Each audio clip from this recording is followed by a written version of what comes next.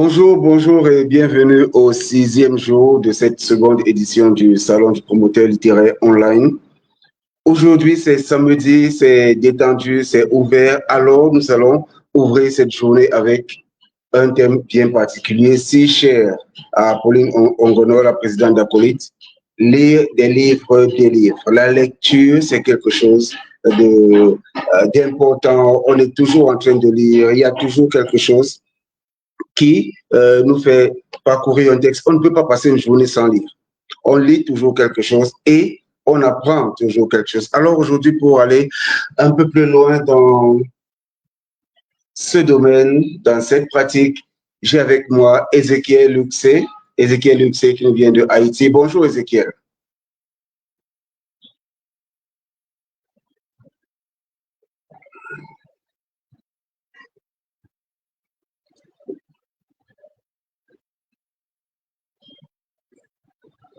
Ézéchiel, si tu peux ouvrir ton micro et parler. Bon, vous allez noter qu'il y aura un certain décalage entre le moment où je pose une question et celui où Ézéchiel répond. Donc là, c'est aussi une question de réseau Internet. Alors, Ézéchiel. OK. Ézéchiel, si tu peux ouvrir ton micro. Bonjour. Bonjour, Monsieur Desgos, bonjour Mélodie, bonjour à tous nos amis qui déjà nous rejoignent pour cette belle aventure.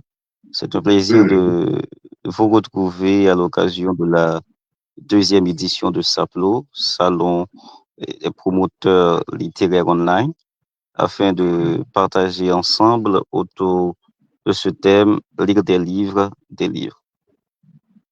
D'accord. Alors, Ézéchiel, tu nous viens de Haïti. Et qu'est-ce qu'on peut savoir sur toi?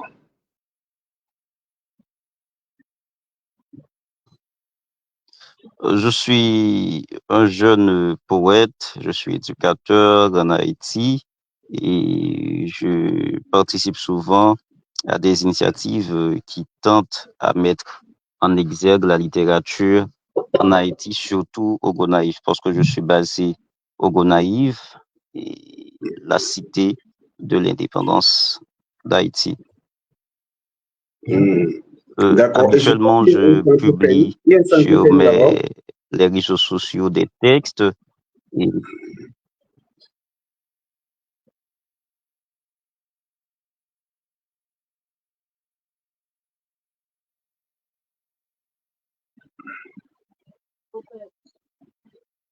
et je Ézéchiel, que tu suis veux. correspondant en Haïti pour l'Association poétique littéraire de Naoussa. D'accord, d'accord. Merci beaucoup, Ézéchiel. Alors, Mélodie, on se retrouve. C'est pas la première fois qu'on partage un panel. On a déjà été ensemble et là, maintenant, on se retrouve toujours autour de la lecture. Cette fois-ci avec des livres, des livres. Alors, Mélodie, déjà, tu nous viens de quel pays? Tu nous viens d'où? Et qu'est-ce qu'on peut savoir sur toi? Bonjour déjà et bonjour à tous ceux qui nous suivent également. Bonjour également à tous les autres panélistes. Mélodie déjà, c'est mon nom de scène, mais de mon vrai Mhm. nom, je suis Mbeti Boutane Anuarit Elodie et je suis de nationalité centrafricaine originaire de la République centrafricaine. D'accord. Alors, Mélodie, lire des livres. Ça, c'est Pauline Ongono qui nous le rappelle tout le temps. Elle le dit, et puis c'est devenu courant. On sait déjà, quand on voit ça quelque part, ce que ça peut représenter. Alors, la lecture, déjà, quel est ton rapport avec la lecture? Est-ce que tu lis depuis l'enfance? Est-ce que tu lis tous les jours? Est-ce que tu lis chaque fois? Comment tu tiens le livre? Quel est le rapport que tu as avec le livre? Déjà, je dirais que avec la lecture, avec le livre, j'entretiens vraiment une relation très intime. Parce que moi, la lecture, je l'ai commencé très petite en classe de primaire, à l'âge de 5 ans. Déjà, à l'âge de 5 ans, quand j'ai commencé à apprendre à lire, j'avais déjà développé une certaine passion pour la lecture.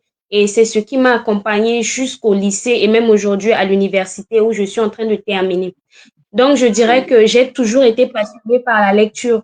que ce soit à l'école, à la maison, je pouvais passer des heures entières à lire des livres. Et surtout quand je me trouvais face à un livre qui était très intéressant, face à un livre qui me parlait intérieurement, je pouvais en tout cas laisser tout ce que je faisais de côté pour me concentrer sur la lecture. J'ai toujours apprécié en tout cas être en contact des livres. J'ai toujours apprécié en tout cas me cultiver, développer mes compétences à travers les livres, mais également rencontrer les différents auteurs que je lis. C'est vrai que je n'ai pas rencontré ces auteurs physiquement, directement, mais j'ai pu les rencontrer à travers les différents écrits qu'ils ont laissés et que j'ai pu lire. Hmm. Ah oui, ça c'est très intéressant ce que tu dis, Mélodie. Rencontrer les auteurs, ça c'est tout particulier quand on lit. Alors, quand tu les rencontres, bonjour Marie-Thérèse, bonjour et bienvenue. Bonjour, bonjour. J'espère qu'on me suit. On te suit très bien, Marie-Thérèse, et tu nous salues la Maison des Ok, Savoirs. d'accord. Bonjour. Justement, je suis à la Maison des Savoirs parce qu'il fallait être dans le lieu du savoir pour parler justement des livres qui délivrent. Donc, je pense que je Ah, suis d'accord. de plein pied dans le contexte. Exactement, c'est tout à fait. Merci Marie-Thérèse d'être là. Je reviens vers toi très bientôt. Alors, Mélodie, on parlait D'accord. des auteurs, de ces auteurs qu'on rencontre quand on les lit. Et est-ce que certains, euh, à certains moments, t'ont paru difficiles à comprendre? Je dirais que pour la plupart des livres que j'ai eu à lire, ça ne m'a pas été difficile en tout cas de comprendre les auteurs. Parce que à chaque fois, à chaque œuvre littéraire, à chaque auteur, j'ai eu l'occasion de découvrir de plus en plus un nouveau style, une nouvelle thématique, mais également une manière différente de voir les choses. Je me suis rendu compte Hmm, qu'il y a des auteurs qui ont une plume à la fois poétique et qui ont une plume à la fois qui est poétique et littéraire en même temps. Autrement dit, hmm, cet auteur, lui, il n'utilise pas les méthodes normales que les autres utilisent pour écrire avec, mais lui, il essaie de pousser vraiment la réflexion au-delà. Il essaie en tout cas d'aller au-delà de ce que les autres peuvent voir et parfois, il essaie en tout cas de métaphorer, si je peux le dire comme ça, ce qu'il veut faire comprendre aux gens qui le lisent. Et c'est ce que j'ai remarqué dans un livre qui m'a touchée depuis mon enfance que j'avais lu en classe de quatrième, si je ne me trompe pas. Et c'était le livre de Mariama Ba, Une si longue lettre. hmm.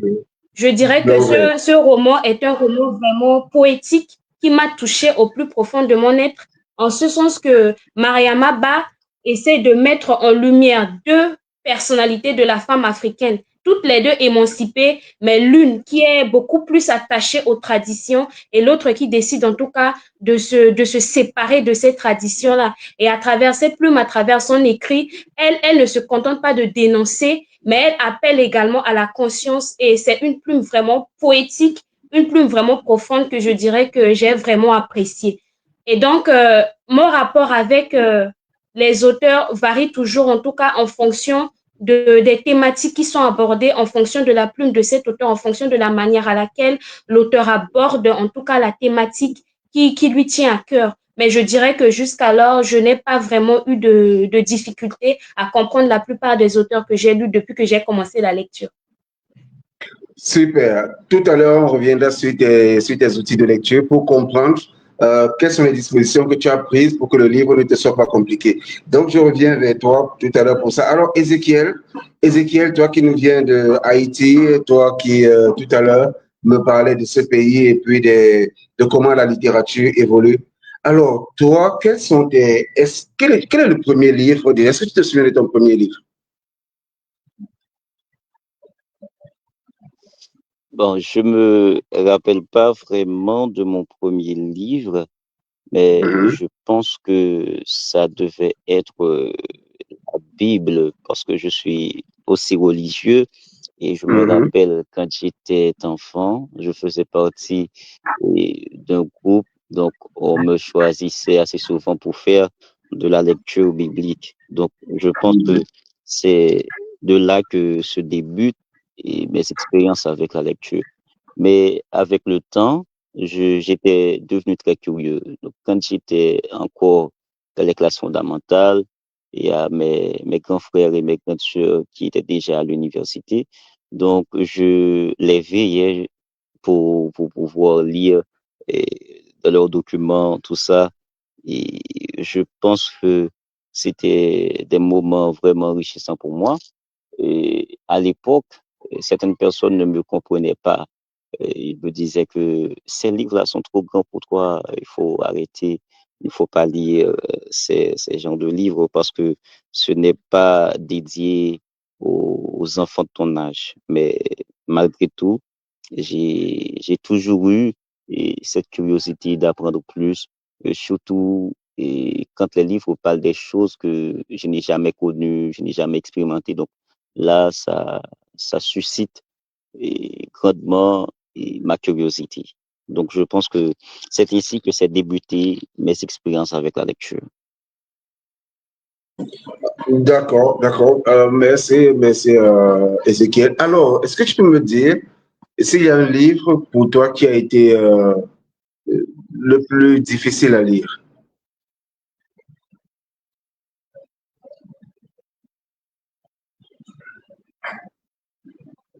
Ézéchiel, tu es avec nous. Si tu es avec nous, je voudrais savoir quel est le Un livre livre, qui a été le plus compliqué.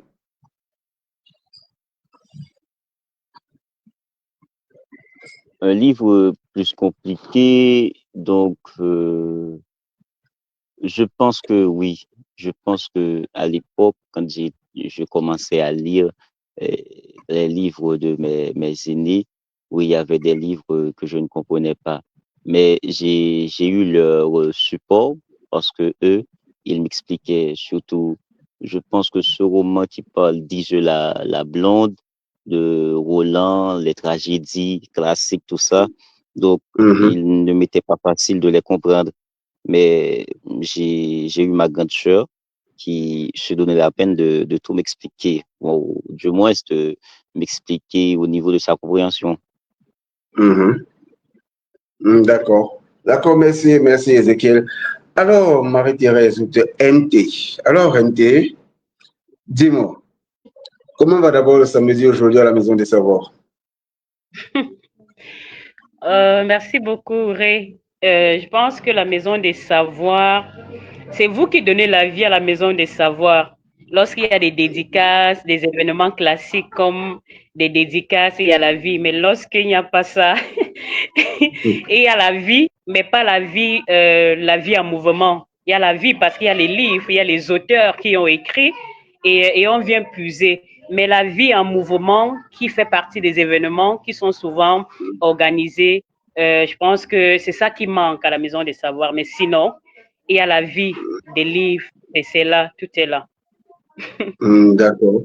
Alors, Marie-Thérèse, qu'est-ce qu'on peut savoir sur toi en littérature? Je vais poser la question un peu autrement. Qu'est-ce que tu fais là? Donc, voilà, qu'est-ce qu'on peut savoir sur toi en littérature? En littérature, moi, je suis littéraire.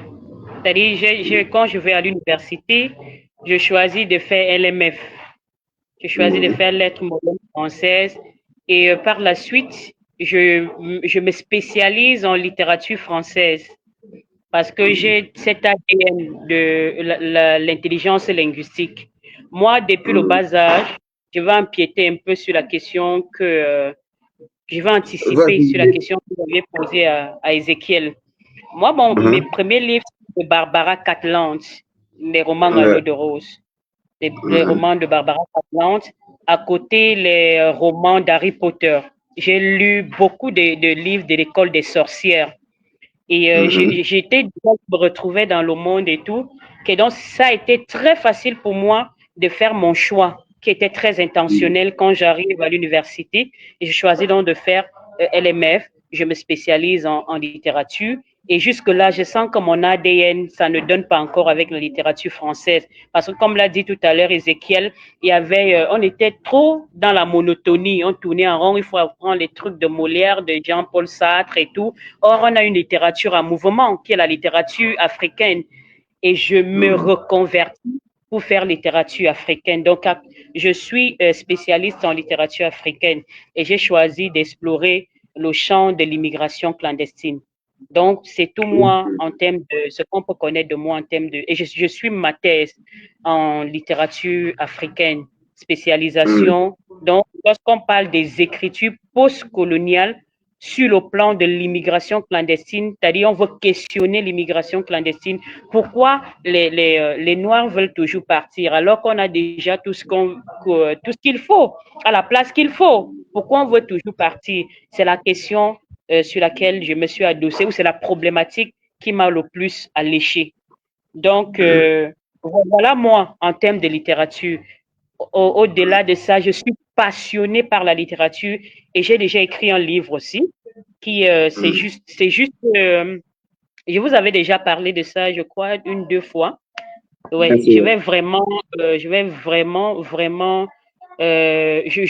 veux vraiment prendre ça à cœur après je veux d'abord aller au niveau de ma thèse parce que là, c'est encore embryonnaire.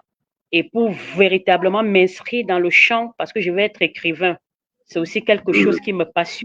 J'aime la plume, j'aime écrire. Oui, donc, c'est ça, en gros, ce qu'on peut dire de moi sur le plan de la littérature et ce qui m'amène à être là aujourd'hui.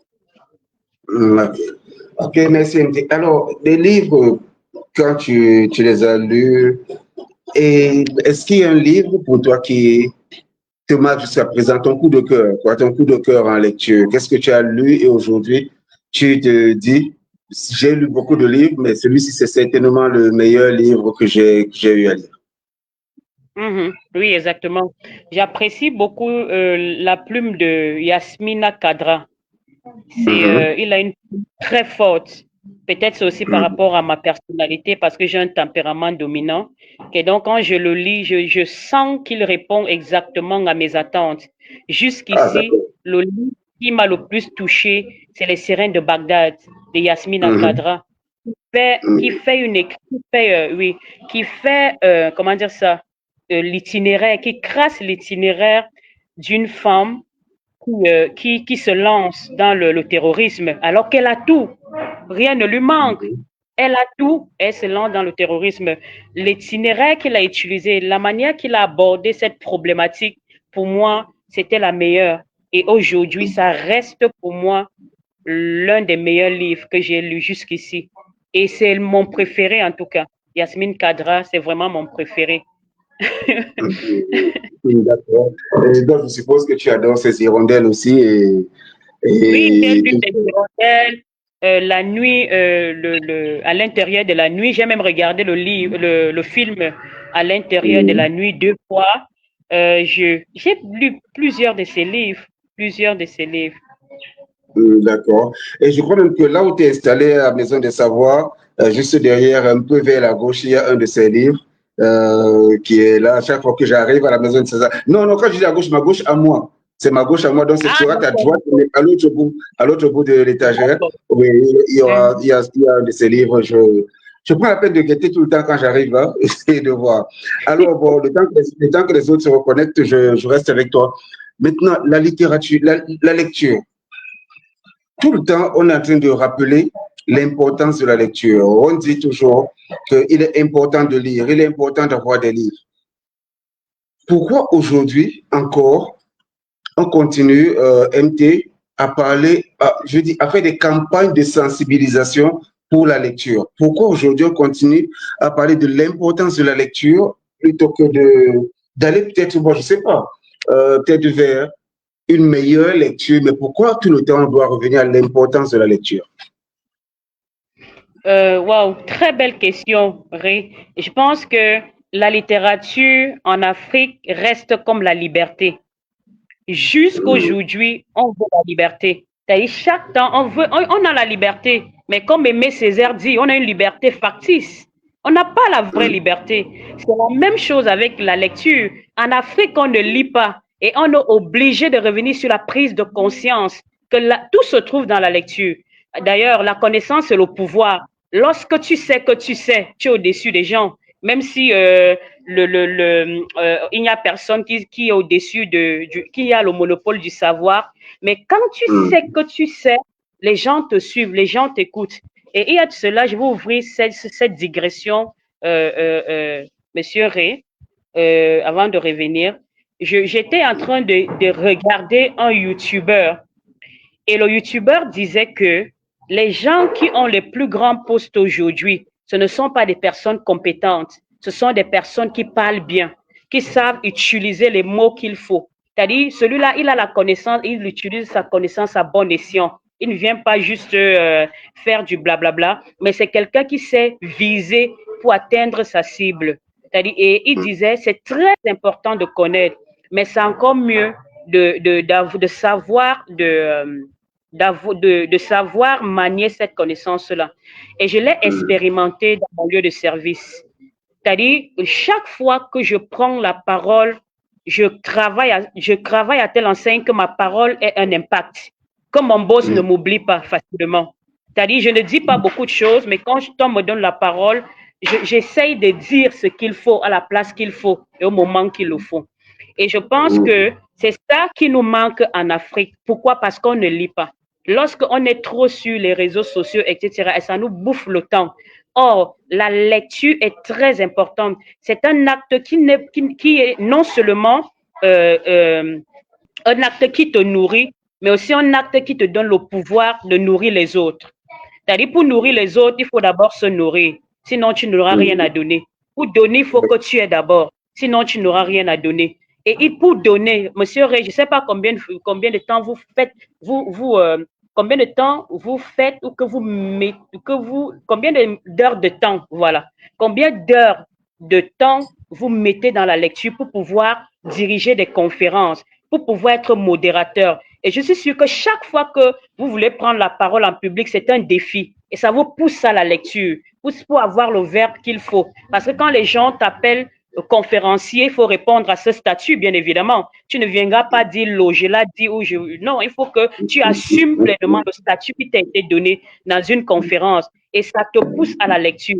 Donc, je pense que jusqu'aujourd'hui, si on est resté sur le fait que on revient toujours sur la lecture, c'est parce que l'Africain ne lit pas. Et parce qu'on ne lit pas, on nous tire par les ficelles. C'est-à-dire, on est un peu comme des pantins.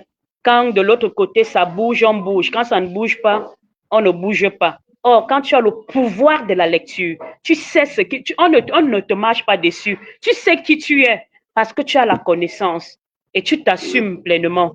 Et ça impose le respect. Donc, je pense que c'est parce que l'Afrique n'a pas encore pris pleinement conscience du pouvoir de la lecture et du pouvoir que la lecture, du pouvoir de la connaissance que la lecture peut donner à un être humain. Très sincèrement. D'accord, d'accord, ça c'est bien noté, c'est bien argumenté. Mélodie, alors le pouvoir de la lecture, il est évident quand tu parles de toi, par exemple, et quand on t'entend parler, on voit toute cette expérience, toutes ces années de lecture. Alors, je vais prendre un peu un cas local. En Centrafrique, quel est le rapport que les gens ont avec la lecture? Est-ce qu'on fait des campagnes pour des lectures? On organise des cafés littéraires? Qu'est-ce que l'on fait en Centrafrique, en République centrafricaine, pour promouvoir la lecture? Et à quel stade se trouve-t-on dans cette promotion? Qu'est-ce qu'on dit pour que les gens se mettent à lire? Très belle question. Je dois avouer qu'en République centrafricaine, on a encore beaucoup de défis et on se heurte encore à de nombreuses difficultés. Déjà parce que de nature, et les gens utilisent très souvent cette excuse-là pour justifier leur incapacité ou leur difficulté à faire la lecture. On se base sur le fait que déjà en Afrique, notre culture, d'une manière générale, est une culture de l'oralité. Depuis toujours, la transmission a été une transmission qui se faisait par le passé de bouche à oreille. Et aujourd'hui encore, on se rend compte que cette tradition continue de nous suivre et il arrive parfois que les gens utilisent cette excuse-là que la culture africaine et plus particulièrement la culture centrafricaine est une culture de l'oralité et donc faire de la lecture, ça devient un peu difficile, ça devient un peu compliqué. Et je dois avouer que c'est un défi encore énorme pour nous, les jeunes lecteurs, mais également les jeunes écrivains centrafricains. Parce que je dois aussi dire que c'est vrai que je n'ai pas encore publié de livre, mais j'y travaille encore. Je suis la chargée de programme de l'Association des jeunes écrivains centrafricains. Et donc, à notre niveau, on essaie du mieux qu'on peut, dans le cadre de notre association, de pouvoir promouvoir ce que c'est que l'écriture et la lecture auprès des jeunes. Parce que les jeunes ne lisent pas vraiment. Et ce qui fait que même sur le plan international, ça donne une mauvaise image de nous ici en République centrafricaine. Généralement, quand on parle de la RCA, les gens se disent que ici chez nous, on ne connaît pas. Ici chez nous, il n'y a pas assez d'intellectuels. Ici chez nous, il n'y a pas assez de personnes qui se cultivent. Et aussi, c'est également dû aux crises qu'on a traversées. Je pourrais dire également que les crises que nous avons eu à traverser ont également impacté sur le système éducatif d'une manière générale, ce qui fait que la place n'est pas assez accordée à la lecture. Déjà, ici, chez nous, en RCA, on a très peu de bibliothèques. À l'université de Bangui, là où je me trouve et là où j'étudie, il arrive parfois que les étudiants ont du mal à se documenter parce que la bibliothèque n'est pas assez garnie. Sur toute l'étendue du territoire centrafricain, pour une seule université, nous n'avons qu'une seule bibliothèque qui sert à tous les étudiants de toutes les facultés. Et la bibliothèque aussi n'est pas bien garnie, ce qui fait que ça pose problème. On n'a pas ici chez nous en tant que tel des bibliothèques nationales ou des bibliothèques communales qui permettent aux jeunes d'avoir un espace où ils peuvent se retrouver pour pouvoir échanger autour du livre, pour pouvoir discuter, etc. D'ailleurs, c'est même difficile de trouver des librairies ici chez nous. Dans la plupart des cas, on se procure des livres au marché noir. Et ce qui fait que ça devient vraiment compliqué pour nous de pouvoir travailler, en tout cas, pour pousser les gens à la lecture. Et ce sont tous ces défis-là que nous rencontrons. Nos pères jeunes ne lisent pas. Les gens préfèrent passer du temps sur les réseaux sociaux, les gens préfèrent passer du temps à des distractions futiles plutôt que de se concentrer sur la lecture. Et je dirais que déjà dans le cadre de notre association, l'association des jeunes écrivains centrafricains, nous avons en tout cas en cours des projets que nous sommes sur le point de mettre en œuvre. Déjà, je pourrais le dire, nous sommes en train de travailler en tout cas sur un projet qui n'est autre que le FOJEC, le Forum des jeunes écrivains centrafricains, et que nous travaillons en tout cas à mettre en œuvre pour permettre à ce que les écrivains et le public puissent se retrouver autour de l'importance du livre, mais également de la lecture pour les jeunes ici chez nous en République centrafricaine. En dehors de ça, je dirais que oui, il y a des jeunes qui lisent également, il y a des jeunes qui se cultivent, il y a des jeunes qui écrivent, mais le nombre est très restreint par rapport au nombre de ceux qui ne lisent pas, ce qui fait que la comparaison parfois pose problème. Et il arrive également que nous organisons des cafés littéraires. Il y a eu de nombreux cafés littéraires qui ont été écrits durant lesquels on a pu en tout cas rencontrer, découvrir de jeunes auteurs qui ont pris leur peine de pouvoir affiner leur plume et de pouvoir donner un rendu, de pouvoir donner en tout cas un écrit qui soit en tout cas capable de pouvoir répondre aux attentes du public. Et je dirais que les défis sont encore très nombreux, mais nous y travaillons pas à pas pour pouvoir atteindre cet objectif et permettre à ce que la littérature, la lecture et l'écriture soient effectives en milieu jeune chez nous en République centrafricaine. Bah, Mélodie, j'adore t'écouter. Déjà, donc je t'écoute et puis voilà, j'ai envie de te filer un poste tout de suite là, responsable de ceci pour le livre, la lecture et tout. Voilà, nous avons notre directrice du livre et de la lecture et tout. Mais c'est très intéressant déjà tout ce que tu dis et ça soulève une autre question. Est-ce que les difficultés rencontrées au quotidien finalement n'éloignent pas la jeunesse, et pas seulement la jeunesse, bon, déjà, un certain âge, déjà ne s'y intéresse plus vraiment, c'est pourquoi la jeunesse a du mal à suivre. Mais est-ce que ces difficultés qui arrivent, ce quotidien qui est de plus en plus pénible, est-ce qu'il n'éloigne pas de la lecture? Comment la lecture peut-elle aider justement à surmonter ce quotidien au sein de la GEC, par exemple, ou bien dans les projets du FOJEC? Comment envisagez-vous la lecture par rapport aux difficultés quotidiennes? Déjà, comme moi, je l'ai toujours dit, la lecture est un moyen, en tout cas, qui nous permet de pouvoir nous évader déjà, mais également un moyen qui nous permet de nous rendre compte de notre ignorance et de pouvoir travailler à ce que cette ignorance-là puisse laisser place à de la culture, puisse laisser place à de l'intellectualisme. Et je dirais que déjà, dans le cadre de nos activités, dans le cadre du FOJEC, nous savons que cette difficulté, effectivement, comme vous le dites, éloigne considérablement les jeunes de la lecture.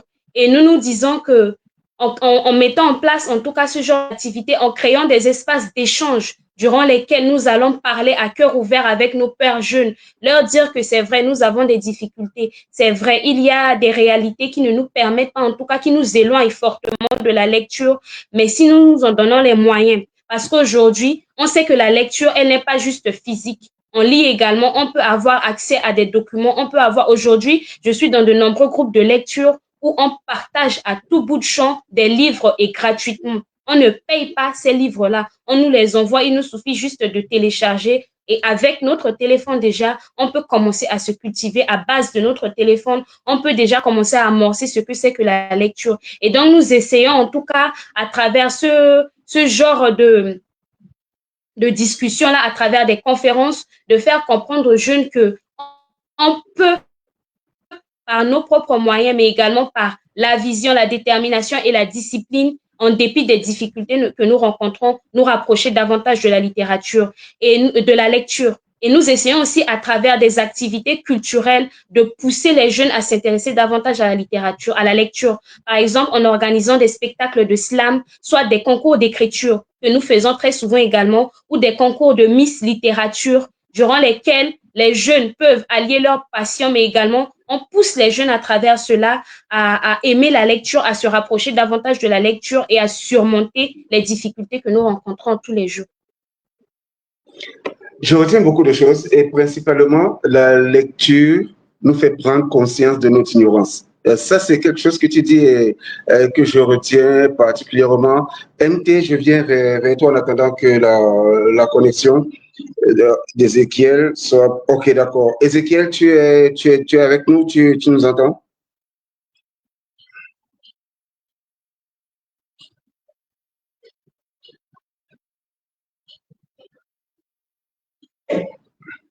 Ézéchiel, tu es avec nous? Oui, je suis là. OK, d'accord. Ézéchiel, tout à l'heure, tu me disais, Oui, c'est OK. les 5 dernières années ont été, en fait, sont difficiles pour Haïti. Il y a pas mal de troubles, il y a pas mal d'insécurité. Alors, quel est le rôle de la Oui, ça lecture? va, monsieur Ray. OK, d'accord. Quel est le rôle de la lecture à ton niveau? Et maintenant, quel est le rôle de la lecture sur le plan global pour pouvoir, je veux dire, survivre C'est OK. à ces idées?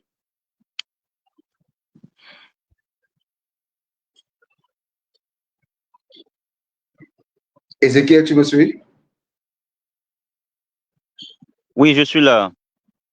D'accord. Ce que je demandais, c'est que avec tous les troubles que Haïti vit ces 5 dernières années, quel est le rôle Je suis que là, la c'est OK lecture, pour moi. ok, quel est le rôle que la lecture peut jouer par rapport au cœur de toutes ces difficultés?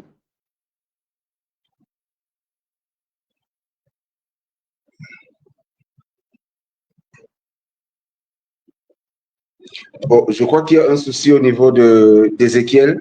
Je crois qu'il entend plutôt en boucle autre chose et pas la question. Bon, Ézéchiel, s'il te plaît, oui, tu vas te reconnecter. MT, justement, la lecture, comme l'a dit Mélodie, permet de prendre conscience de son ignorance. Donc, une fois qu'on s'est installé là au cœur, la lecture, qu'est-ce qu'elle apporte? Surtout dans des périodes où tout est pénible, quand c'est compliqué. Oui, la lecture, évasion, bien sûr. Mais en même temps, quand on s'évade, qu'est-ce qu'on fait? On va où? Je pense que le thème qui nous a été donné est très intentionnel et c'est déjà une fonction de la lecture. La lecture des livres. Et la lecture, tout à l'heure on l'a dit, la lecture des livres de l'ignorance. La première chose que la littérature fait, c'est de délivrer de l'ignorance. Ça, c'est la première des choses. La littérature crée le relationnel. Aujourd'hui, on est connecté. Mélodie, quand on sort d'ici, on est déjà dans une relation, Mélodie et moi. Qu'on le veuille ou pas, c'est parce que la littérature qui nous a imposé cette relation-là. La littérature déconstruit les barrières. La littérature déconstruit beaucoup de barrières. Aujourd'hui, je parle avec une personne qui est en RDC. En R, c'est RCA. Mélodie, c'est RCA. En RCA. Aujourd'hui, je parle avec Mélodie qui est en RCA et je sais déjà qu'elle est présidente d'un groupe. Je sais déjà les difficultés que le groupe rencontre et que les étudiants rencontrent là-bas. Aujourd'hui, je parle avec Ézéchiel ou partage le panel avec Ézéchiel qui est en Haïti. C'est déjà le relationnel. Donc, la première chose, la lecture des livres. La deuxième chose, la lecture déconstruit les barrières. La troisième chose, je dirais même la troisième chose, la lecture crée le relationnel. Dans les dédicaces, je peux rencontrer la personne que je ne pouvais pas rencontrer si j'avais fait une demande. Je ne pouvais pas rencontrer cette personne. Nous rencontrons des lecteurs, nous rencontrons des écrivains, nous rencontrons des éditeurs, nous rencontrons même, je veux dire, il y a des gens, je l'avais dit une fois lors d'un thé ici, lors d'une dédicace, Monsieur Ray, si vous en souvenez, qu'on peut rencontrer son mari même. Oui, bien sûr, je m'en souviens parfaitement. Dans une telle rencontre. Donc, au-delà de l'évasion, il y a ce côté de délivrance. Au-delà de l'évasion, il y a ce côté du relationnel. Au-delà de l'évasion, il y a ce côté de déconstruire les limites, les barrières, que ce soit les barrières nationales, que ce soit les barrières internationales, que ce soit les barrières frontales. La lecture déconstruit toutes ces choses-là. Monsieur Ray, j'ai l'impression que ma connexion va bientôt me lâcher. Donc voilà le rôle que la littérature joue. La littérature joue beaucoup de choses. Et au-delà même de la délivrance, la littérature soigne beaucoup de mots. Il y a des personnes qui sont nées, peut-être qui ont grandi dans des milieux où ils ont été soumis comment dire ça, au manque de confiance, au rejet. Et à partir de la lecture, ces personnes-là soignent leurs blessures. Donc, je pense que la littérature, en un mot, c'est un médecin. Hein. La littérature est un médecin qui soigne beaucoup de mots, qui crée le relationnel, qui délivre et qui brise les barrières. Pour moi, en tout cas. D'accord, merci beaucoup, MT. Et là, je vais dire bonjour à Zidane Adris qui nous suit et bien sûr qui salue la présence de Mélodie et aussi surtout le témoignage qu'elle donne à la GEC. Et je crois que Zidane, c'est quelqu'un de très dynamique, c'est quelqu'un de très passionné. Donc, ça, j'imagine tout le travail qui est fait tout autour. Bonjour à Ariel Noutcheki, que je remplace justement. Là, c'est elle qui devait être la modératrice de ce panel et je la remplace. J'espère être en train de valablement le faire. Donc, voilà.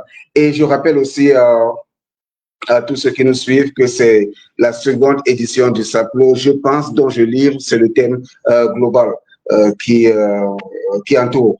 C'est ce programme qui s'achève demain, justement le 30 novembre. À 16h, nous aurons un dernier entretien que je vais mener pour clôturer les choses. Mais pour l'heure, on est encore là. Je suis avec MT, je suis avec Mélodie, M&M, bah, ça c'est super. Et là, bon, il y a notre ami de Haïti qui nous reviendra très bientôt. Alors, voilà, je vais prendre la question de Ibrahima Bangoura. Ibrahima Bangoura qui salue cette intervention de Mélodie, c'est Mélodie bien sûr. Alors la question est, quelle stratégie pouvons-nous mettre en œuvre pour inciter la jeunesse africaine à la lecture? Mélodie, je te laisse la question.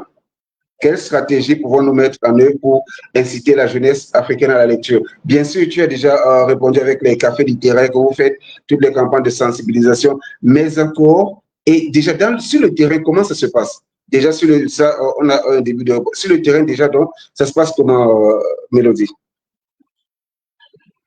Je dois avouer que sur le terrain, ce n'est pas toujours facile. Parce qu'il arrive qu'on se heurte à des jeunes qui se disent que non, qu'est-ce que celui-là, qu'est-ce que celle-là, elle est en train de raconter. Il me prend le temps, moi j'ai d'autres choses à faire. Je vais me connecter sur les réseaux sociaux, j'ai des obligations, j'ai des cours à lire, etc. Et face à ce genre de situation, on se dit souvent que le meilleur moyen de combattre les mots, c'est d'utiliser ce mot-là à notre avantage pour pouvoir pousser ceux qui ne lisent pas, en tout cas, à pouvoir s'intéresser à la lecture. Ce qui fait qu'il arrive parfois que l'on organise en tout cas des activités en ligne aussi parce qu'on se dit que les gens sont également très présents sur les réseaux sociaux. Les jeunes maintenant passent plus, je dirais, de 90% de leur temps sur les réseaux sociaux. Et donc, parfois, on passe également par les réseaux sociaux pour pouvoir sensibiliser les jeunes. Comme je l'ai aussi dit, parfois, nous pouvons passer par des choses qu'ils aiment, Et comme ça, ainsi, on pense à mettre en place soit un concours de littérature, ce qui a déjà été fait d'ailleurs, un concours de littérature, de Miss Littérature, je le précise, dans lequel soit des jeunes filles, mais également des jeunes hommes vont se présenter pour pouvoir montrer leur intérêt pour la lecture. Et dans le cadre de ce concours, par exemple, ça ne sera pas que la beauté qui sera couronnée, ça ne sera pas que la beauté qui sera mise en avant, mais ça sera les connaissances, la lecture, l'écriture. Et ce sont tous ces critères-là qui entrent en ligne de compte. Et lorsque les jeunes vont se dire que, ah, si je fais ça, je vais être Miss Littérature, je vais être Master Littérature, bah, ça va pousser le jeune en tout cas à aller vers la lecture. Ça peut aussi être à travers l'organisation des concours de chant où on met l'accent peut-être sur une thématique qui touche à la question de la littérature, sur une thématique qui touche à la question de la lecture, à la question de l'importance de la lecture. Et ainsi, à travers de petites actions, on pousse également les jeunes à s'intéresser davantage à la lecture. Donc, on se dit que si ils se rendent compte qu'en lisant, ils peuvent avoir un avantage quelconque à travers cette lecture, ça va les pousser à davantage lire et pourquoi pas avec le temps, ils prendront goût à cela et ils ne le feront plus pour forcément gagner quelque chose, mais pour davantage se développer personnellement. Et donc, nous essayons, et aussi il y a des clubs de lecture que nous organisons très souvent et que nous mettons en place. Et durant ces clubs de lecture, il y a plusieurs jeunes qui viennent également pour pouvoir échanger autour d'un livre. Et durant ces clubs, il arrive parfois qu'on décide peut-être, par exemple, aujourd'hui de partager des citations qu'on a tirées de livres, de lectures qu'on a eu à faire. Et on partage cette citation, on essaie de l'expliquer et on essaie d'échanger, en tout cas, de partager les points de vue sur cette citation. Soit ça peut être la personne qui décide aujourd'hui de présenter le livre, il fait la lecture intégrale en 2 semaines, c'est le temps qu'on s'accorde généralement, en 2 semaines, et il revient restituer aux autres tout ce qu'il a lu dans le cadre de ce livre. Autrement dit, même si on ne lit pas forcément le livre, mais à travers la personne qui nous présente le livre, ça nous permet déjà d'avoir une étendue sur ce que l'auteur veut nous transmettre à travers ce livre et ça nous pousse également à pouvoir nous intéresser à ce livre-là. Donc, je dirais qu'il y a de nombreuses stratégies en tout cas, pour pousser les jeunes à la lecture. Mais je pense que le plus important, c'est de pouvoir toucher les jeunes là où ça fait mal, c'est-à-dire chercher ce qu'ils aiment le plus et y insérer la littérature et y insérer la lecture pour les amener à davantage s'intéresser à cela. Ok, ça c'est super, c'est parfait. Et déjà, quand tu parles même de ce que les jeunes aiment y insérer la lecture, je vois avant dans les jeux vidéo traditionnels, non pas, je vois les jeux traditionnels, avant dans les jeux vidéo, il y avait peu de lecture. Mais ce que je remarque aujourd'hui, c'est que, parce que les gens jouent beaucoup, il y a beaucoup de lecture à faire dans des jeux vidéo. Il y a des mots qui s'arrêtent, il y a des textes qui vont s'afficher. Et moi, par exemple, quand mes enfants jouent, et je demande toujours, est-ce quand ils parlent, parce que parfois ils sont là, ils se disent, bon, je connais des histoires, je connais le processus, ils vont passer. Et moi, je leur demande, arrêtez-vous et lisez ce qui est écrit. Peu importe la longueur du texte, tout ce qui est écrit, vous me dites quelles sont les indications qui sont là et comment vous allez faire pour avancer. Donc, je les oblige à lire, même quand ils sont en train de jouer. Chaque fois qu'un texte apparaît, ils vont le lire, ils vont pas zapper, parce que parfois, ils appuient, passer et ils passent à autre chose. Ils veulent de l'action, tout simplement. Donc, je reviens à cela pour un peu parler, un peu répondre aussi, enrichir ce que tu disais par rapport à la question de Bangura. Comment on peut faire? Oui, c'est intégrer la lecture dans tout ce qu'ils aiment faire aujourd'hui. Ça, c'est un moyen qui est très bien pour pouvoir y arriver. Donc, maintenant, je te pose une autre question, Mélodie. Pourquoi véritablement, bon, ça je te la pose parce que quelqu'un m'a dit il y a 2 jours, non mais Ray, tu sais, si ces politiciens-là, si ces gens ne veulent pas qu'on lise, c'est parce qu'ils veulent pas qu'on sache, ils veulent pas qu'on soit au courant, ils veulent pas qu'on puisse atteindre notre révolution, d'abord personnelle et la révolution de notre pays, de notre continent. Donc voilà ce que la personne me disait. Alors toi, quel regard tu as par rapport à ce type d'affirmation?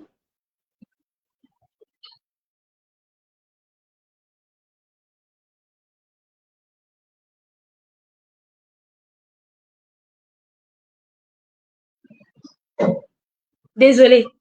Je pense Ok. que la personne qui a soulevé cette affirmation a parfaitement raison. Et je pense que c'est le moyen aussi qui est utilisé de nos jours pour pouvoir contraindre la jeunesse africaine à ne pas ouvrir les yeux, à ne pas comprendre, à ne pas analyser le monde qui s'offre à lui, le monde qui se trouve autour de lui. Et je dirais même que dans le cadre déjà de l'évolution, en tout cas de la mondialisation, aujourd'hui, on se rend compte que les réseaux sociaux, les écrans, les jeux vidéo, tout ce qui a trait en tout cas à la distraction, tout ce qui a trait au visuel, tout ce qui ne demande pas un effort intellectuel, tout ce qui ne demande pas en tout cas une certaine réflexion, un certain moment en tout cas d'attention est de plus en plus mis en avant, est de plus en plus vulgarisé, que ce soit par les grandes entreprises, que ce soit par les grands lobbying, etc. Ils utilisent ces moyens-là en tout cas pour éloigner les jeunes de l'essentiel et pour les emmener en tout cas à se concentrer sur ce qui est futile, à perdre du temps inutilement et à ne pas prendre du temps en tout cas à réfléchir, à ne pas prendre du temps à analyser. Et c'est quelque chose également de très récurrent. Aujourd'hui, là, on se rend compte que il y a l'expansion, en tout cas, des réseaux sociaux, l'expansion des séries télévisées, l'expansion des jeux vidéo, etc. Et les jeunes ne se concentrent plus sur l'essentiel. Moi, je dirais que la lecture est un moyen très important en soutenant en tout cas l'affirmation de la personne qui vous a dit cela. Je soutiens également que la lecture est un moyen qui nous permet en tout cas de changer les choses autour de nous changer d'abord nous-mêmes, de changer les choses autour de nous et de révolutionner les choses autour de nous.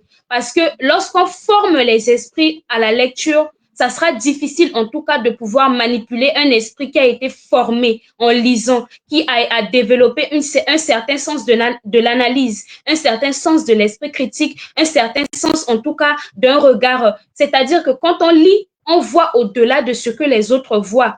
Aujourd'hui, un jeune, je prends un exemple simple, un jeune qui passe plus de temps devant les réseaux sociaux, qui passe plus de temps sur les écrans, à suivre les séries télévisées, à jouer aux jeux vidéo, à aller sur YouTube, TikTok, etc.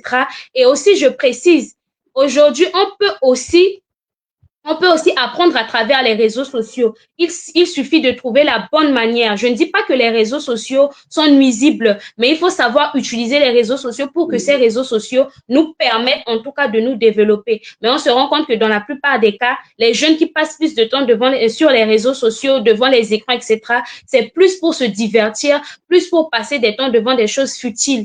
Or que un autre jeune qui lui passe son temps à faire des lectures, à faire des recherches, à développer son sens de l'analyse, à développer son esprit critique, les deux ne vont pas raisonner de la même manière. Pourquoi? Celui qui lit, lui, il a plus de proportions, lui, il découvre davantage de choses, lui, il se forme davantage et ça lui permet d'avoir une certaine vision du monde, une certaine vision de la chose qui lui permet de voir les choses différemment de ce que les autres voient.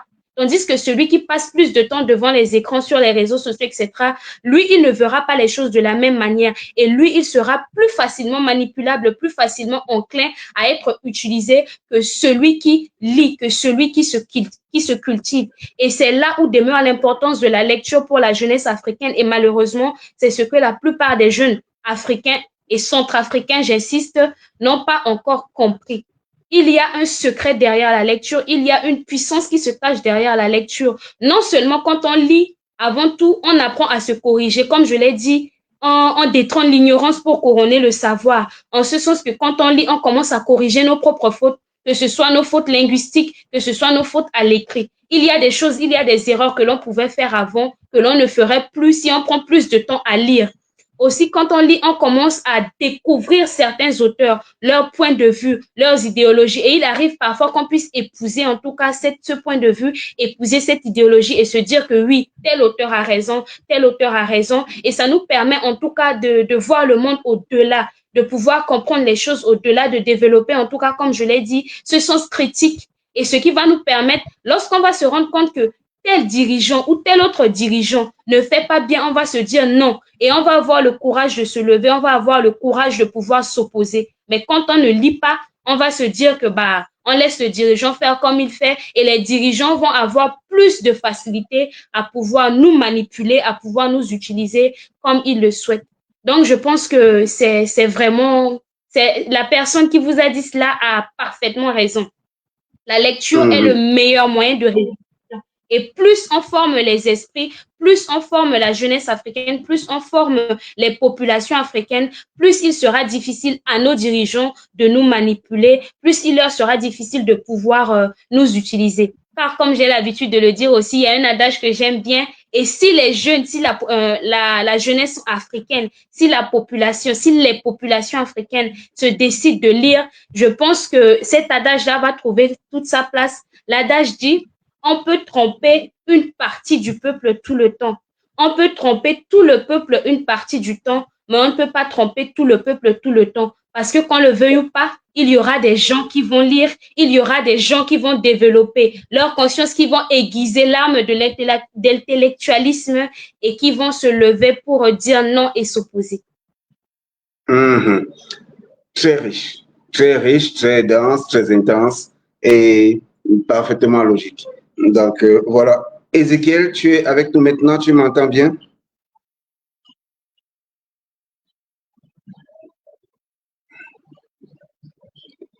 D'accord. Le temps que Ézéchiel se remette là, je vais prendre cette lecture de Jules Marcel, mais malheureusement, chez moi, le message ne s'affiche pas intégralement.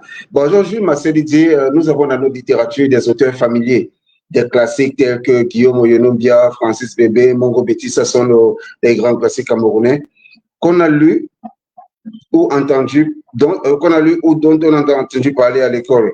Bon, à mon avis, qu'on peut utiliser pour impulser la culture de la lecture. Justement, Mélodie, tu en parlais, tu parlais de ces auteurs, de ces classiques, de ces auteurs du passé qu'on peut justement ramener au bout du jour. Bon, et Jules Marcel dit malheureusement, la tutelle culturelle ne prend véritablement pas ses responsabilités. Est-ce qu'il n'y aurait pas des possibilités de mettre des classiques dans, bon, je crois que c'était peut-être dans des programmes scolaires, quelque chose comme ça, je ne sais pas. Mais ça, tu l'as relevé parce que nos classiques avaient une certaine idée de la liberté. Ces grands auteurs africains, surtout ceux qu'on va ranger dans la négritude, avaient une certaine idée de la liberté. Et ils écrivaient beaucoup dans ce sens. Beaucoup d'auteurs de livres ont été censurés, bien sûr. Et aujourd'hui, on se retrouve un peu plus avec une promotion, comme tu le disais, du divertissement. Et en fait, même pas du divertissement, de la diversion. Donc, on est plus dans une promotion de la diversion. Finalement, l'émotion nègre de Senghor s'installe. On en est beaucoup plus à manger, à boire, à danser et à jalouser. Voilà, bon, bien sûr, à copuler, ça fait partie de tous les autres. Donc, voilà où on se retrouve limité. Et ce qu'on appelle influenceurs aujourd'hui, que les gens vont lire. Ces influenceurs que les gens vont lire et suivre sont là pour entretenir cette diversion, pour que l'esprit soit toujours ailleurs. Et ils sont plus suivis que des personnes qui essayent de promouvoir une liberté générale pour tout le monde. Alors, qu'est-ce qu'il faut pour que la littérature commence à être influente? Je vais te prendre un cas par exemple. Qu'est-ce que toi tu attends de nos auteurs qui sont des prix littéraires? Qu'est-ce que, par exemple, qu'est-ce que tu attendrais de ces prix littéraires? Parce qu'on les lit. On les lit beaucoup. Quand on apprend qu'il y a un auteur africain qui a eu un grand prix littéraire, du coup, tout le monde va se ruer là-dessus. Mais il n'y a rien après.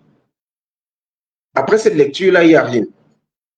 Alors, qu'est-ce que tu penses que la littérature peut faire pour que la lecture soit aussi influente que la musique, que l'hôtellerie, que, je sais pas, la promotion du sexe, par exemple?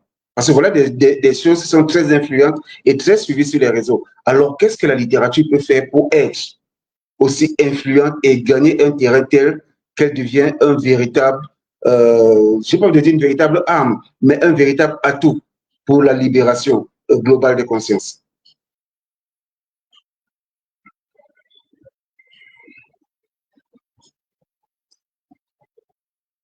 Non, tu as refermé le micro. C'est bon.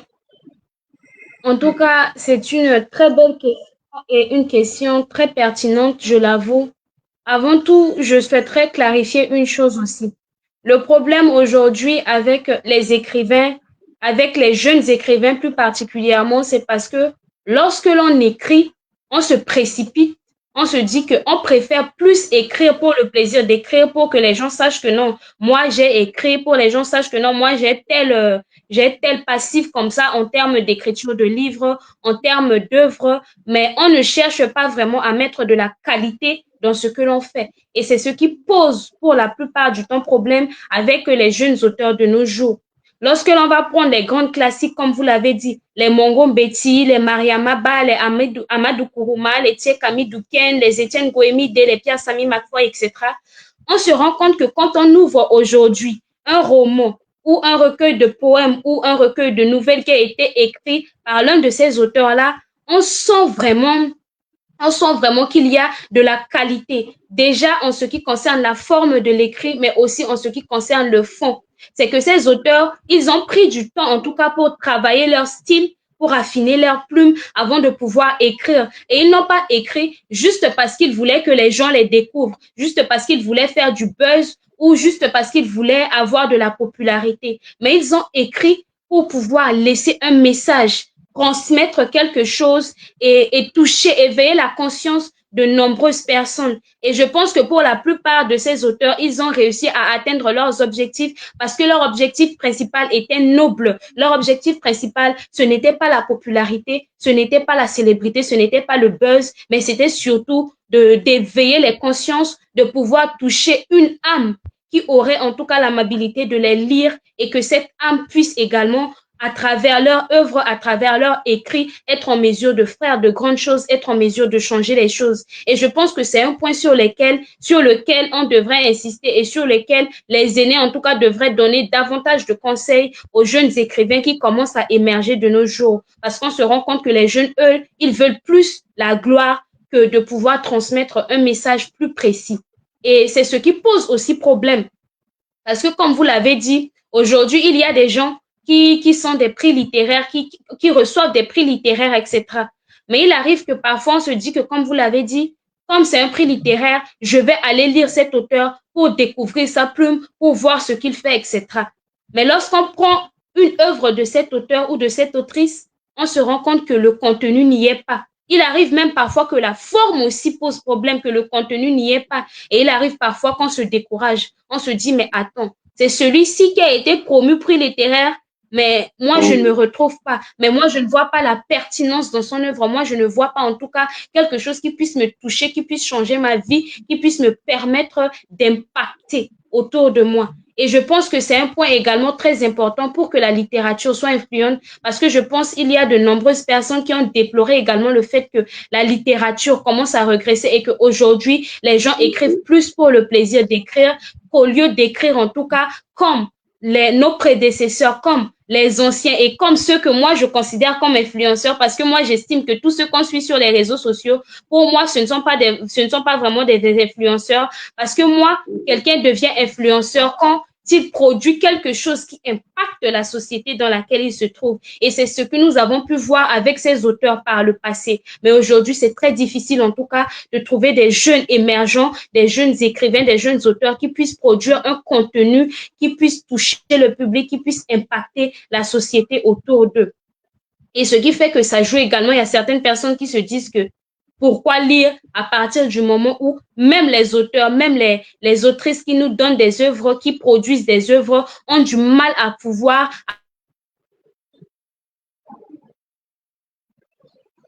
le public, au point où de nos jours, il y a des gens qui écrivent également pour en tout cas faire le culte de la personnalité des dirigeants, des gens autour d'eux. Donc, on se rend compte que la littérature a perdu la valeur qu'elle avait auparavant. Et il faudrait travailler sur cet aspect-là pour pouvoir pousser les gens à comprendre que la littérature est toujours aussi importante, que la littérature a toujours gardé sa même valeur que dans le passé, et qu'il faudrait en tout cas travailler davantage pour emmener les lecteurs à pouvoir impacter le public.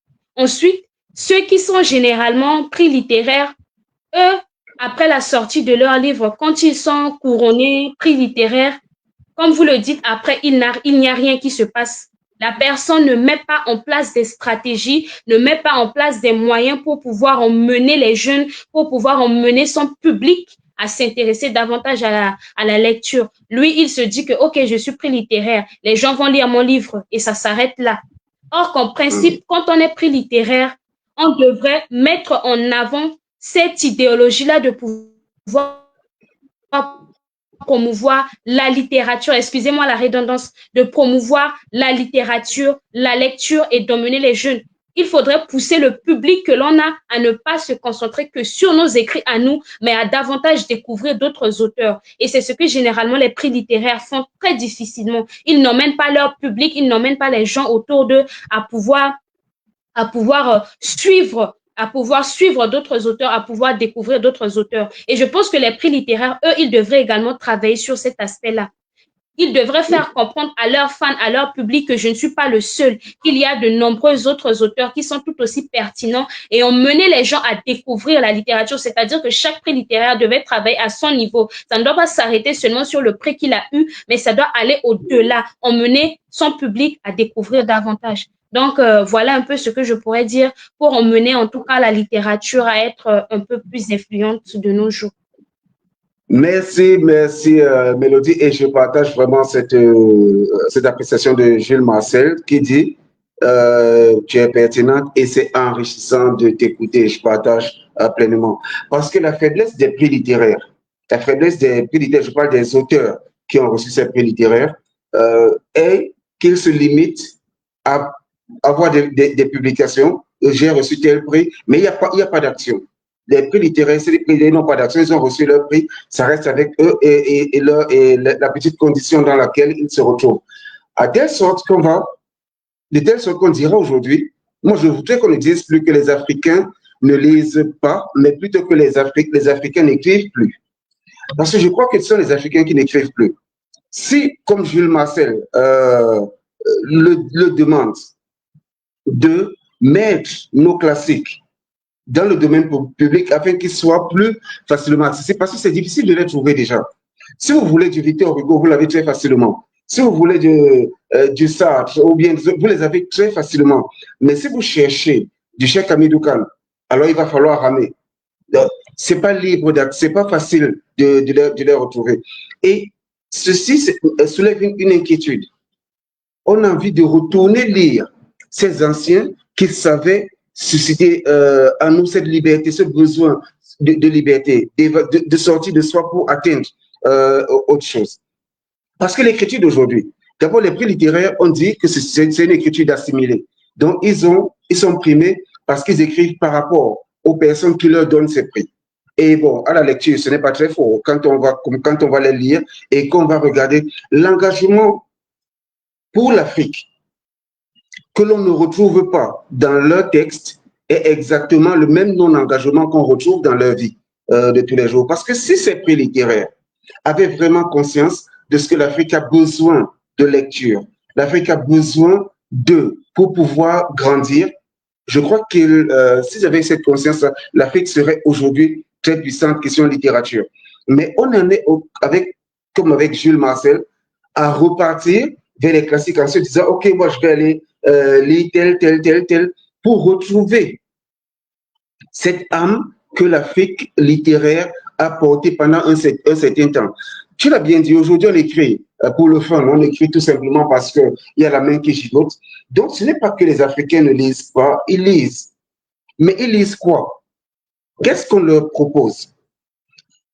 Si on est beaucoup plus tenté, parce que même les auteurs, ceux qui se disent auteurs africains, panafricanistes, sont accrochés au buzz des influenceurs. Je suis allé une fois à une rencontre littéraire et à un moment, un écrivain en était plus à la question du conflit entre, je crois c'était de Bordeaux et Arafat. Il en était plus à cela. Donc c'était plus intéressant pour lui que la discussion qui était tenue sur le moment. Donc, et aujourd'hui, ça se voit. Ils sont plus en train de commenter ce que les influenceurs proposent, c'est ce qu'on appelle influenceurs. Hein. Bon, vu qu'ils ont été influencés, bon, on va finalement dire que ce sont des influenceurs. Bon. Ce que ces gens-là proposent, ils sont plus enclins à le commenter, à le relayer même sur leur page, plutôt qu'à promouvoir la littérature. On voit très peu de promotion de littéraire, on voit très peu d'expression de lecture. Et on va se poser cette question. Si on dit que l'Africain ne lit pas, je pense que c'est qu'est-ce qu'il lit. C'est peut-être ça qui pose un problème. Alors, je pense que l'Africain n'écrit plus. Si on ne peut pas faire confiance au prix littéraire, à 90%, les gens s'accordent. Ces gens n'ont des prix que parce qu'ils sont à la solde des promoteurs de ces prix. Voilà ce qui se dit à plus de 90%. Donc, la confiance en eux s'est arrêtée. On aura beau les écouter, ils vont donner les beaux discours qu'ils donnent tout le temps, faire de longues publications circonstancielles, mais on ne voit jamais d'action pour la littérature. Ça, c'est quelque chose.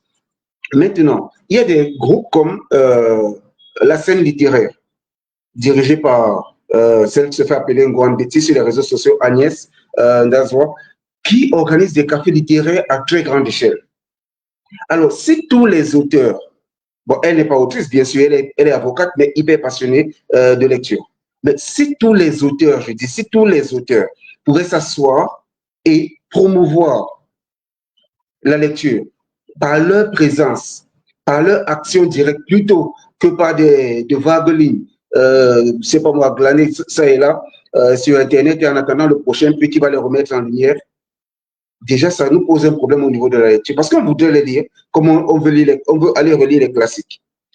Donc voilà, et si on ne peut pas les lire, parce qu'on n'a pas confiance en eux, si les classiques ne sont pas toujours accessibles, si aujourd'hui, on ne peut pas lire ceux qui écrivent là maintenant parce que leurs mains sont dans une frénésie telle qu'on ne peut pas prendre au sérieux ce qu'ils écrivent, alors Mélodie, et j'ai envie de dire, on est mal barré. Qu'est-ce qu'on fait donc pour que la lecture soit quelque chose qui n'y ait plus cette crise de confiance? Quel est l'appel qu'on peut lancer à ces auteurs, à nos promoteurs littéraires? Qu'est-ce qu'on peut faire véritablement pour que la lecture soit là? Mais tu vas patienter un instant, je vais essayer de... Ézéchiel, tu es de nouveau avec nous? Oui, je suis là, je suis bel et bien là. Alors, Ézéchiel, je te posais cette question. Quel est le rôle de la lecture? Comment la lecture permet-elle de tenir pendant ces périodes troubles, notamment les 5 ans que Haïti est en train de connaître? Comment la lecture permet de tenir? Par rapport aux circonstances actuelles d'Haïti, donc je pense que la lecture m'a beaucoup aidé parce que la lecture m'a permis de, si j'ose dire, combler mes temps vides. Parce que avec les situations de crise, quelquefois les activités sont renvoyées et les choses qu'on avait à faire n'arrivent pas vraiment à tenir lieu.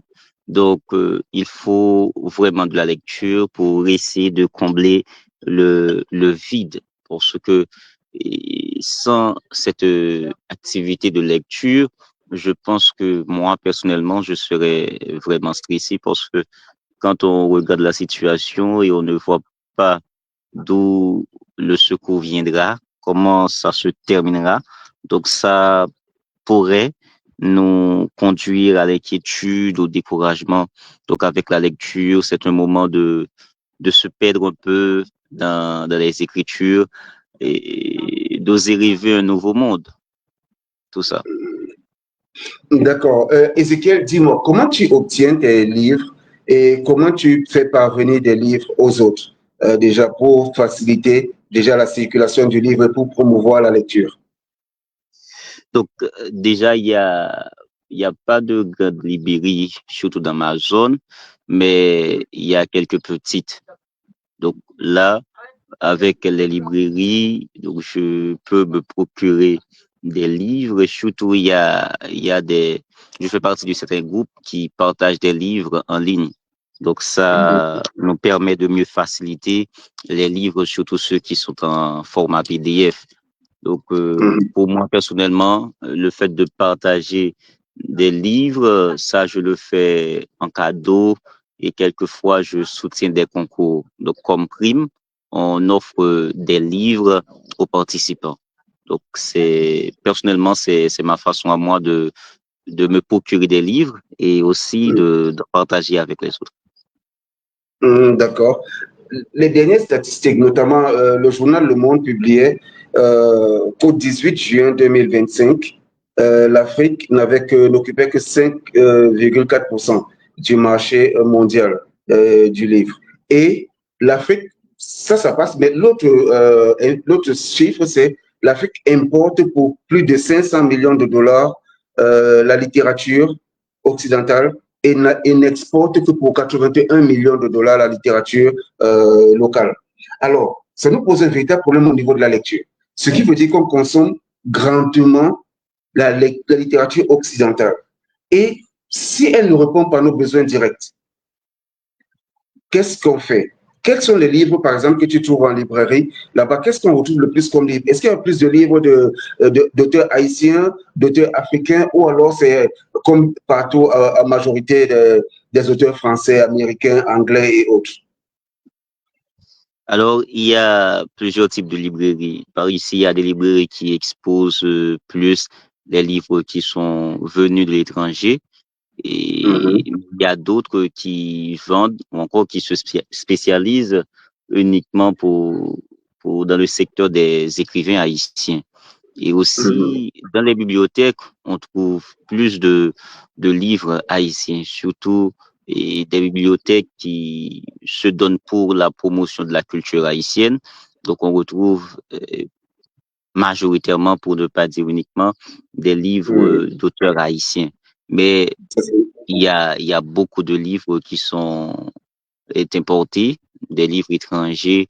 Surtout, vous savez que l'Europe occupe une grande place dans notre culture, dans nos quotidiens, à l'école, tout ça. On rencontre les auteurs européens, donc on ne peut pas s'imaginer se passer des auteurs européens. Donc, Mais pourtant, à certains moments, il faudrait bien qu'on envisage d'être un peu majoritairement auteurs locaux qu'auteurs européens.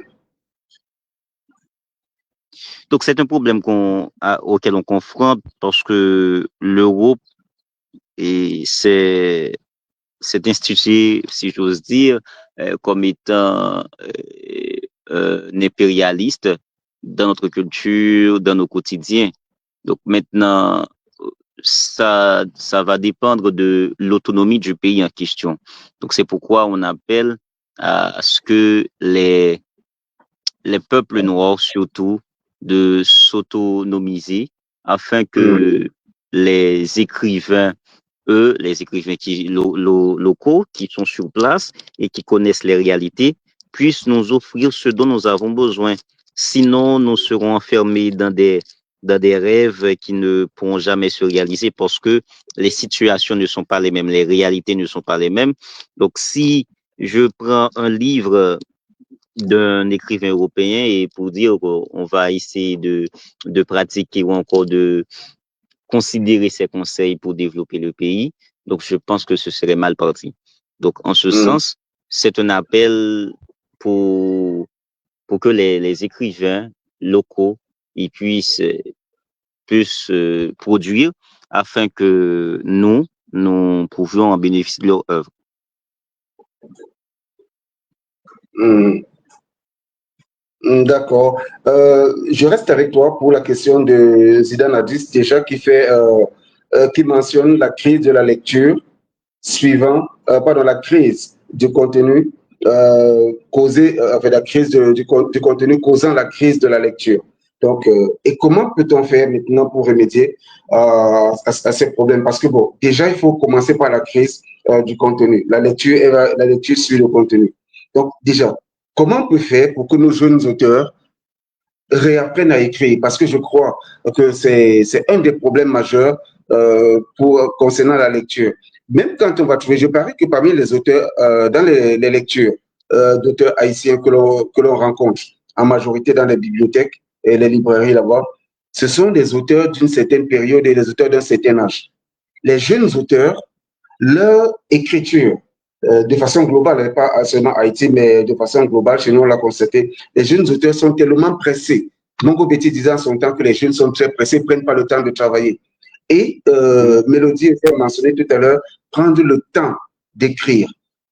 Comme les jeunes auteurs ne prennent plus le temps d'écrire, est-ce que de ton côté, est-ce qu'en Haïti, il y a des ateliers d'écriture, est-ce qu'il y a des ateliers de lecture? Comment ça se passe là-bas? Véritablement, il y a ce problème du côté des jeunes auteurs parce qu'ils veulent souvent à tout prix être publiés. Donc, c'est pas parce que ils n'ont pas de bonnes idées, ils ont de bonnes idées, mais ils n'ont pas les matières requises pour pouvoir développer ces idées. Et par ici, il y a des bibliothèques qui s'engagent. Et il y a aussi des associations qui se spécifient de la littérature, qui s'engagent aussi à initier les jeunes. Et on a des ateliers, quelquefois les week-ends, les jeudis soirs. Il y a aussi des formations qui se donnent. Donc, mais je pense que partout, les jeunes écrivains ont surtout cette rapidité excessive qui leur pousse à écrire des livres qui manquent de contenu. Donc, je pense que les jeunes auteurs doivent s'asseoir pour apprendre.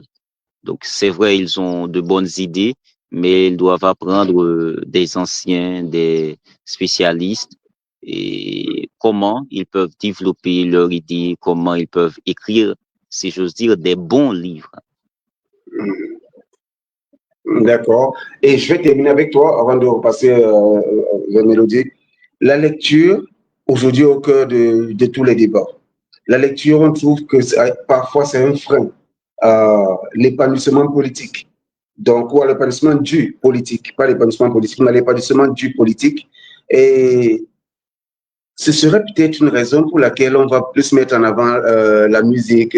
Et quel type de musique? Pas la musique qui va s'engager. On va mettre un peu plus l'alcool, on va plus mettre la danse, la nourriture, les instituts de beauté, en fait, tout ce qui va créer une forme de diversion. À Haïti, ça se passe comment les programmes qui sont mis en place, je veux dire pas qui sont mis en place par l'administration pour pouvoir favoriser la lecture, l'écriture, la littérature? Donc, vous savez que nous sommes en situation non seulement d'insécurité, mais aussi d'instabilité politique. Donc, c'est Mhm. vrai, il y a des autorités, mais ils ne peuvent pas s'engager convenablement dans leur mission vu aux situations. Mais je pense que cette crise de lecture que confrontent les jeunes est non seulement due à la montée du numérique parce que avec les téléphones portables, les technologies, les réseaux sociaux, donc tout ça, on voit que les jeunes abandonnent les livres. Donc quand je dis les livres, c'est les livres en format dur. Donc c'est vrai, il y a des livres en format PDF. Un jeune peut prendre le temps de lire ça sur son téléphone, mais on se demande combien de jeunes euh, le fait vraiment, combien de jeunes le font vraiment le fait de lire sur leur téléphone. Donc, je pense que cette crise de lecture doit être, on doit remédier à cela, mais on doit remédier à cela comment? C'est en faisant d'abord une sensibilisation, de montrer aux jeunes l'importance de la lecture et comment ils peuvent s'y prendre. Et tout ça, il faut qu'il y ait des activités qui, quand même, va leur motiver à se donner à la lecture parce que et je pense qu'au début, nous avons tous besoin de la motivation. Donc, pour faire quelque chose de nouveau, quelque chose dont on n'avait pas l'habitude de faire, on doit avoir de la motivation. Et ce qui est différent de nous autres qui avons cet amour pour la lecture, il se peut que ça ne va pas de notre côté, mais quand bien même on se donne la peine pour lire. Mais pour les autres qui n'ont jamais connu la passion de lire, donc si nous voulons vraiment les inciter à lire, il faut qu'il y ait des activités intéressantes pour que eux, ils soient motivés à se redonner ou encore à s'initier à la lecture. Mhm. D'accord, merci beaucoup, mon cher ami. Et voilà, Mélodie.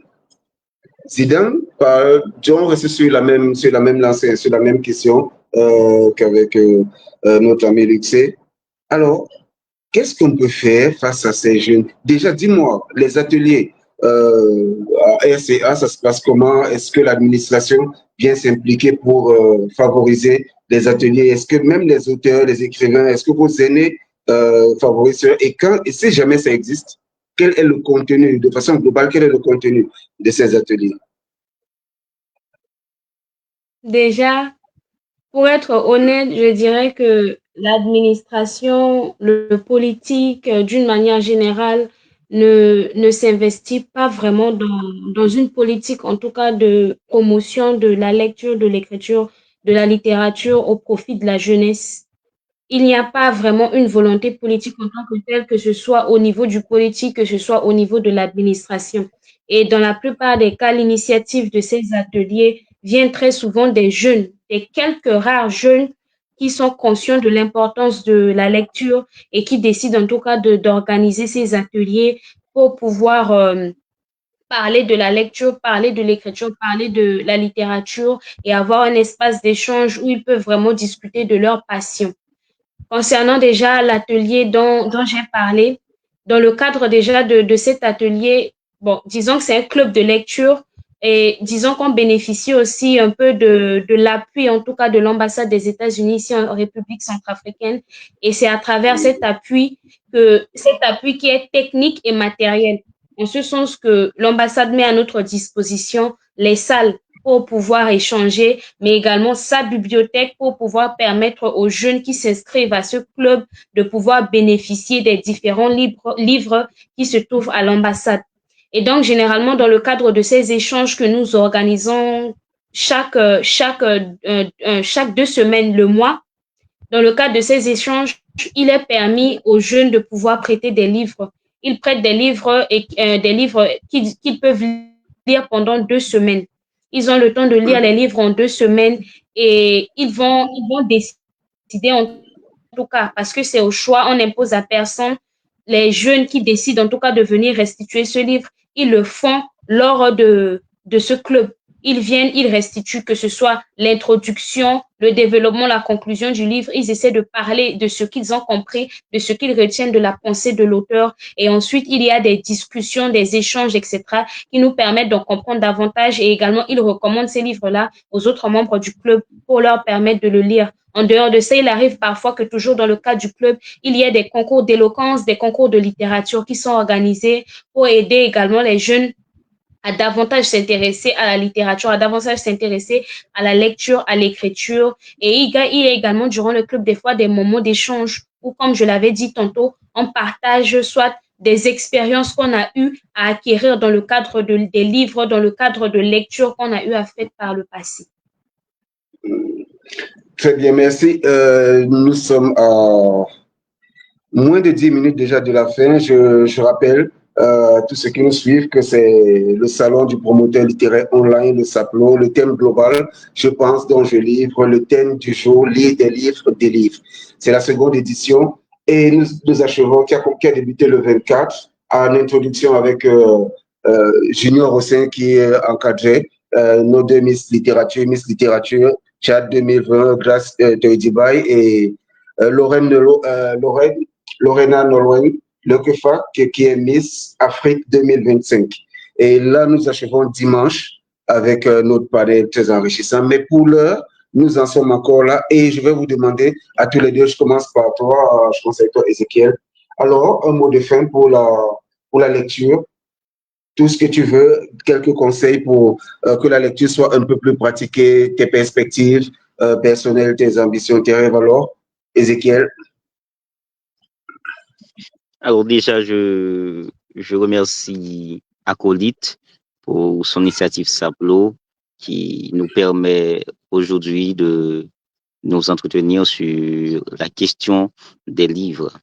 Et donc, pour moi, je pense terminer ici en encourageant tous nos amis qui nous suivent de partout de se livrer à la lecture. Pour moi, personnellement, j'ai eu de bonnes expériences avec les livres et je pense que les livres m'ont beaucoup apporté en plus des contenus éducatifs que j'ai eu à apprendre à l'école.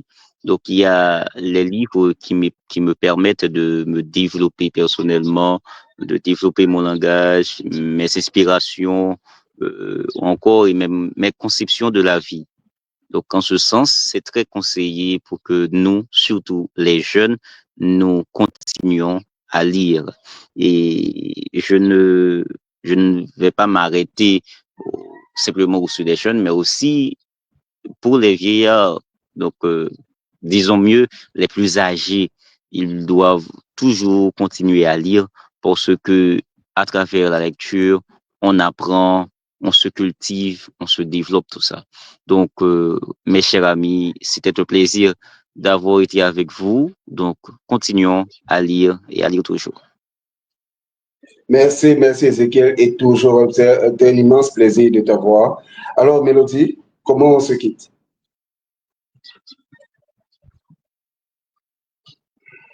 En tout cas, je dirais que déjà, je suis très contente d'avoir pu être dans ce panel aujourd'hui et de pouvoir échanger en tout cas sur ce thème très pertinent qui nous dit lire des livres, des livres. Je pense que ces 4 mots sont vraiment très importants, très intéressants et nous interpellent chacun. Moi, pour conclure, je dirais que la question de la lecture, mais également de l'écriture, est une question de responsabilité générale. À ce niveau, la responsabilité des pouvoirs publics, la responsabilité des établissements, la responsabilité des parents et des personnes elles-mêmes est engagée. Les pouvoirs politiques doivent travailler à mettre en place des moyens pour promouvoir la lecture, l'écriture, pour emmener la population à être plus éveillée, mais également ça doit commencer au sein de chaque famille, à travers des parents qui encouragent les enfants et même pourquoi pas leur imposer la lecture comme un mode de vie, comme un modèle qu'ils doivent apprendre, qu'ils doivent assimiler, qu'ils doivent intérioriser pour leur permettre de davantage avancer, pour leur permettre d'être plus outillés, d'être plus cultivés. Et enfin, nous-mêmes, en tant que chaque personne, en tant que jeune, en tant que personne âgée, nous devons prendre conscience de l'importance de la lecture en raison de nos réalités africaines, mais également de nos réalités sociétales. Nous devons prendre conscience de l'importance de la lecture et nous donner davantage à la lecture, à l'écriture, nous former pour pouvoir être en mesure, pour ceux qui écrivent, de donner un contenu capable, un contenu bon pour ceux qui vont nous lire, mais également pour ceux qui lisent, de pouvoir se former, de pouvoir davantage en apprendre. Et je vais terminer avec ces quelques termes. La plus belle délivrance commence toujours lorsque l'on ose tourner une page. Et si on a ce courage-là de tourner une page, on a cette possibilité-là d'être délivré et de pouvoir nous déraciner de l'ignorance et d'épouser en tout cas le savoir. Je remercie Acolyte, je remercie tous ceux qui nous suivent et j'espère qu'on aura encore l'occasion de pouvoir nous retrouver et d'échanger davantage. Je vous remercie. D'accord, Mélodie, rappelle-moi le jour où on se verra que je te dois un immense câlin, très, très, très immense comme ça. Donc, je vais ouvrir grand les bras comme l'univers et voilà, je vais t'y prendre parce que c'est juste très, très agréable de t'écouter aussi, comme cela a été, d'écouter Ezekiel. Vous avez apporté des points de vue qui sont très importants. On a plongé au cœur de la lecture, on a parcouru ces difficultés, on a proposé des solutions, des perspectives, on a ensemble et évoquer ce qui bloque et comment on peut y arriver. Que le SAPLO ne soit pas juste des personnes qui passent en ligne et des personnes qui écoutent, qui suivent, qui posent des questions, mais que ce soit surtout des personnes qui prennent conscience que la littérature se fait ensemble. Que si on veut bâtir cette littérature en Afrique, on doit la bâtir ensemble. Et la lecture est l'un des éléments fondamentaux de l'épanouissement d'un peuple. Un peuple qui lit, il se reconnaît à ses attitudes, à son épanouissement, à ses sourires, et non à ses contraintes et à ses contradictions. Alors, merci d'avoir été la Mélodie depuis la SCA. Merci d'avoir été là, Ezekiel, depuis Haïti. Beaucoup de courage là-bas. J'ai pas mal d'amis qui se trouvent, pas mal d'amis écrivains et professeurs qui sont à Haïti et je partage vraiment tout ce qu'ils peuvent vivre en ce moment, tout comme je partage toi avec toi, Ezekiel, ce qui est là. Mais concept, garde toujours un livre ouvert. On demande aux gens de ne pas toujours dormir, de garder un œil ouvert, mais toi, garde toujours une page ouverte parce que je suis certain que tu vas écrire l'une des plus belles pour la prise de conscience et l'épanouissement de la lecture à Haïti. Merci beaucoup, merci à tous ceux qui nous ont suivis, qui ont pris de leur samedi. Parce qu'en général, le samedi matin, c'est le temps de se reposer, d'être ailleurs et puis de vaquer, plutôt de faire son ménage, de nettoyer toute sa maison, voir ceci. Et ceux qui ont pu être là, merci, et ceux qui n'ont pas pu suivre, Pauline va mettre le programme sera toujours disponible sur YouTube. Elle va le mettre en ligne sur la chaîne Acolyte Donc, tous ces passages seront sur YouTube, donc on pourra les suivre à souhait, à volonté. Merci encore d'avoir été des nôtres. Au revoir Mélodie, au revoir Ézéchiel, à très bientôt. Au revoir, Eric. Très Au revoir, Mélodie.